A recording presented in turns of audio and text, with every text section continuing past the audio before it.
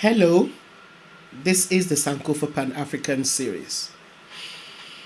Breffu, also sometimes referred to as the Queen of St. John, is the legend that we're celebrating in this episode. Please, let's take a moment for you to subscribe to this channel if you've not already done so. Thank you. Breffu is a woman whose legacy has had very little acknowledgement. She was a slave who led a major rebellion against enslavement in St. John Island. St. John Island is one of the Virgin Islands in the Caribbean Sea. It is now a constituent district of the United States Virgin Islands. Now, when Spain first occupied the Caribbean, they tried to use the indigenous people who they found on the islands for slave labor, but most of them died due to infectious diseases brought to their land by the Spanish and from being overworked. Some were killed outright for refusing to be enslaved. By the late 17th century, the British, French, and Dutch competed for the island of St. John, and it ended up being claimed by the Danes. By 1718, Dutch planters had also installed themselves on the island. These planters needed people to work on their plantations but could not persuade young people from their countries in Europe to come and work on the islands since the natives had been virtually extinguished. Attempts to export Danish prisoners to work on the island, the way the British did in Australia and New Zealand, also failed. So they turned to Africa for the supply of slaves to work on the island. By the beginning of the 18th century, the Danish West India and Guinea Company had established their slave operation in the vicinity of Accra in the Gold Coast area of present-day Ghana. Breffu, who we're celebrating today, was from the Akwamu ethnic group, who were part of the Akan states. The Akwamu were decimated by slave trade, and a large number of them ended up in St. John Island. Breffu was enslaved at a plantation in the Coral Bay part of St. John. In 1733, most of the islands in the Caribbean experienced really bad weather like hurricane, drought, and crop infestation, leading to extremely severe living conditions on the islands. In order to protect themselves from the harsh conditions caused by these natural disasters, many slaves in the islands, including St. John, left their plantations to hide in the woods or forests. In other words, to maroon. In October 1733, some slaves from an estate on the eastern part of St. John and from the company estate and other plantations around the Coral Bay area decided to escape.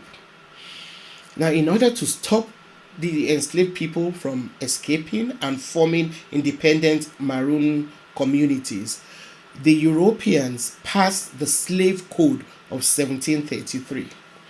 If you want to know more about maroon communities, you should watch the episode I did on Nanny of Jamaica. Now, the penalties for disobedience in the Slave Code of 1733 included severe public punishment such as whipping, amputation of limbs, or death by hanging.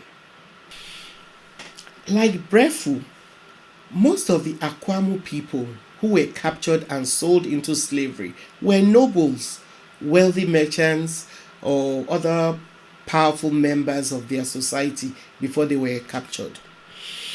As such, They ended up leading the revolt on St. John Island in 1733.